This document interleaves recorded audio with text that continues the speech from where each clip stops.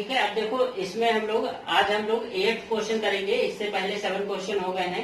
तो exercise 8.1 trigonometry 8th question है। देखो क्या है, if 3 cot a is equal to 4 check whether 1 minus tan square a upon 1 plus tan square a is equal to cos square a minus sine square a। ये prove करना है, बताना है ये इक्वल है इसके कि नहीं है, यस और नॉट, यस और नॉट बताना है तुमको। ठीक है, तो सबसे पहले हम इसको जो गिवन है उससे सॉल्व कर लेते हैं। tan a और cos sin a का रेशियो फाइंड कर लेते हैं, फिर उसमें हम वैल्यू लगा के सॉल्व करेंगे। देखो 3 ये गिवन है, 3 cot a is equal to 4, ये मल्टीप्लाई में 3 उधर जाएगा तो cot a is equal to हो जाएगा 4/3। ठीक है, तो ये हो गया। अब हमको साइड निकालनी होगी। देखो ट्रायंगल ड्रॉ कर लेते हैं, फिर वही एंगल ए के लिए तो ए बी सी। ठीक है, तो क्या होता है ये,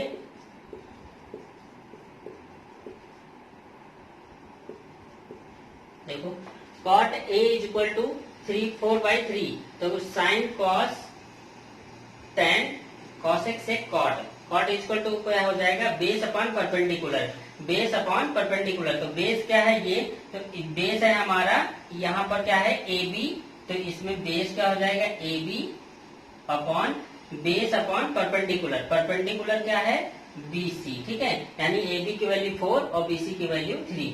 तो ये हो गई ए बी की वैल्यू हमारी 4 और बी सी की वैल्यू 3। ठीक है, ये हमको फाइंड करना है। तो फिर पाइथागोरस थ्योरम लगा देंगे, बाई पाइथागोरस थ्योरम। ठीक है, तो A C square is equal to हो जाएगा A B square plus B C square. ठीक है, तो ए सी हमको फाइंड करना है, ए बी गिवन है, ए बी की वैल्यू क्या है 4 स्क्वायर प्लस बी सी की वैल्यू 3 स्क्वायर। ठीक है, तो A C square is equal to हो जाएगा 16 plus 9, A C is equal to हो जाएगा अंडर रूट, इन दोनों का सम हो जाएगा 25, स्क्वायर हटेगा यहाँ पर तो रूट आ जाएगा। तो A C is equal to हो जाएगा 25 किसका स्क्वायर है, 5 का स्क्वायर है, यानी 5, ये ऐसे हो जाएगा 5 स्क्वायर। ठीक है, तो स्क्वायर रूट हट जाएगा। ए सी इक्वल टू कितना आ गया 5। अब बस हमको रेशियो देख लो एक बार। ठीक है, यहाँ पाइथागोरस थ्योरम लगा दिए। ये गिवन था cot इक्वल टू 4/3, और cot होता है बेस अपॉन परपेंडिकुलर, तो बेस हो गया 4, परपेंडिकुलर हो गया 3, और हमको हाइपोटेन्यूज निकालना था, पाइथागोरस थ्योरम हो गया और फाइंड हो गया।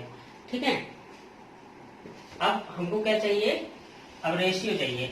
रेशियो किसका किसका, देखो कौन कौन से उसमें यूज हुआ है। देखो tan यूज हुआ, sin cos यूज हुआ। तो सबसे पहले tan का रेशियो फाइंड कर लेते हैं, tan a। ठीक है, तो tan क्या होता है, फिर वही लिख लो यहाँ पर, पंडित बद्री प्रसाद हर हर बोले, शॉर्ट PBB HHP ऐसे भी याद रख सकते हो। तो tan a is equal to हो जाएगा sin cos tan, tan is equal to perpendicular upon base, यानी परपेंडिकुलर अपॉन बेस। परपेंडिकुलर क्या है, परपेंडिकुलर अपॉन बेस। ये आपको लिखना नहीं है, ये ध्यान रखना, साइड लिखी जाएंगी इसकी जगह, मतलब perpendicular upon P upon B नहीं लिखना है। ये शॉर्ट ट्रिक है आपको याद रखने की, लिखना नहीं होता है, यहाँ पर साइड लिखी जाती है। परपेंडिकुलर अपॉन बेस, परपेंडिकुलर है बी सी। ठीक है, और बेस क्या है ए बी, तो 3/4 आ जाएगा। ठीक है, परपेंडिकुलर अपॉन बेस, परपेंडिकुलर 3 और बेस है आपका 4।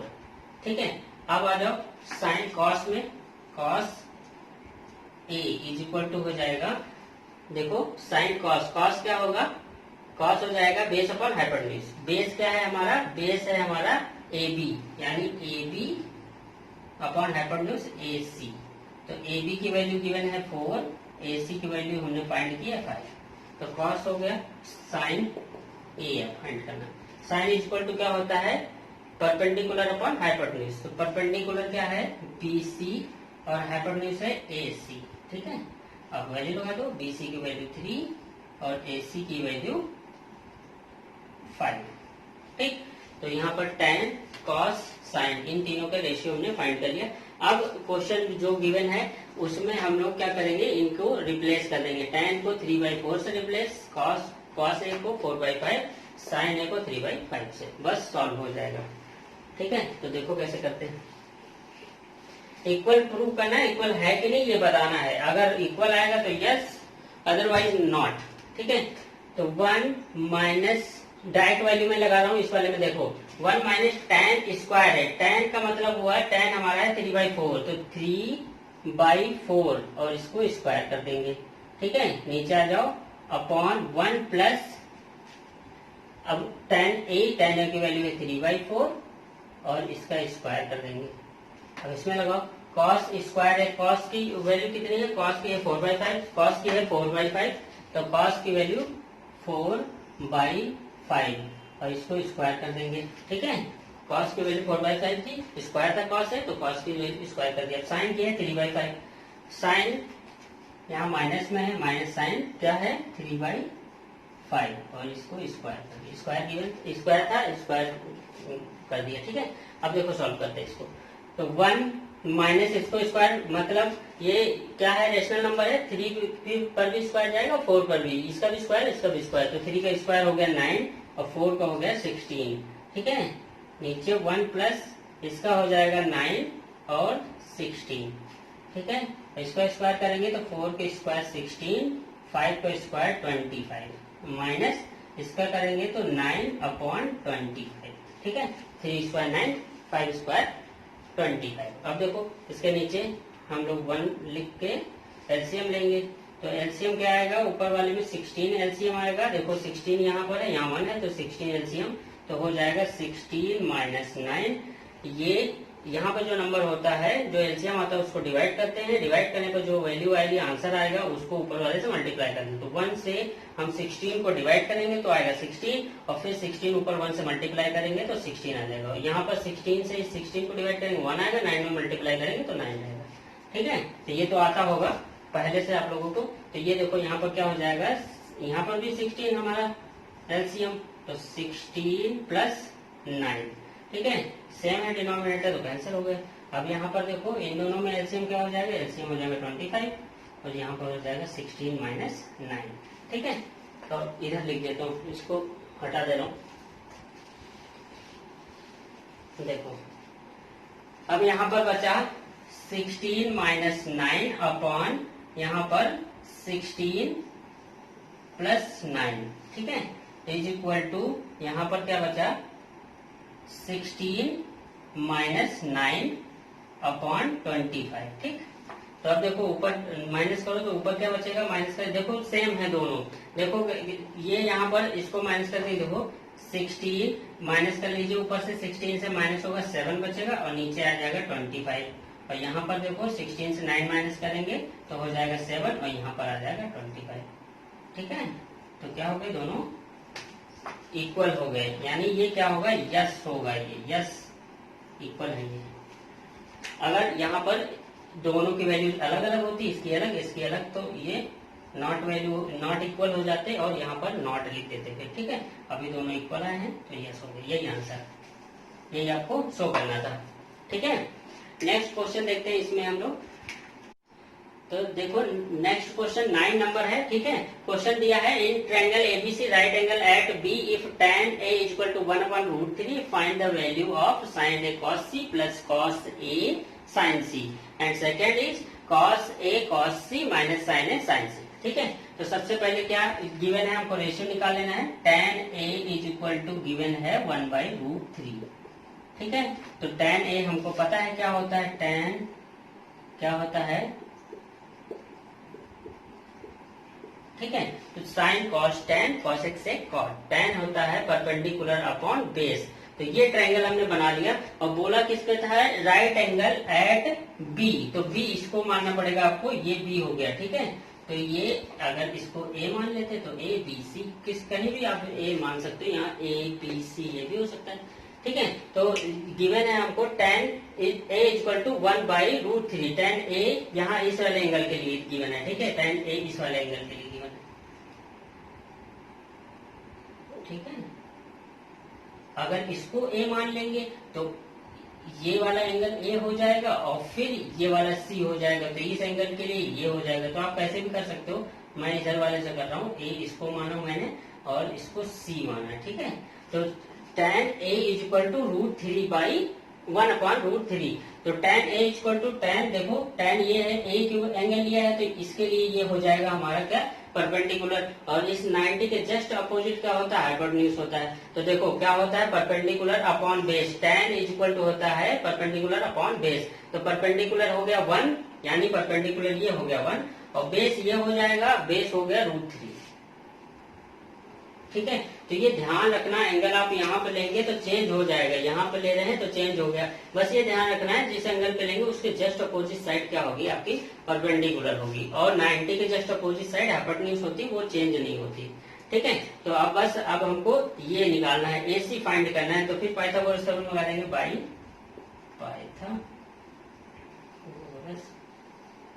थ्योरम, ठीक है। तो AC इज इक्वल टू हो जाएगा, AC इज इक्वल टू हो जाएगा AB square plus BC square, ठीक है। AC हमको फाइंड करना है, AB की वैल्यू दे रखी, देखो AB की वैल्यू 1 और 1 का स्क्वायर करेंगे तो 1 आ जाएगा, प्लस BC की वैल्यू है √3 और √3 की स्क्वायर करेंगे, किसी भी रूट का स्क्वायर किया जाता है तो स्क्वायर रूट हट जाता है, यानी 3 आ जाएगा, ठीक है। तो AC इज इक्वल टू हो जाएगा √4, इन दोनों का ऐड कर देंगे 4 आ जाएगा। AC इज इक्वल टू हो जाएगा 2, ये स्क्वायर किसका है, 2 का स्क्वायर, तो 2 आ गया। AC की वैल्यू क्या आ गई, 2, ठीक है। बस हो गया, आप सॉल्व हो गया। अब जल्दी से हम लोग क्या करते हैं, रेशियो लिख लेते हैं। देखो अभी हमको क्या करना है, इसको यहां लिख लो,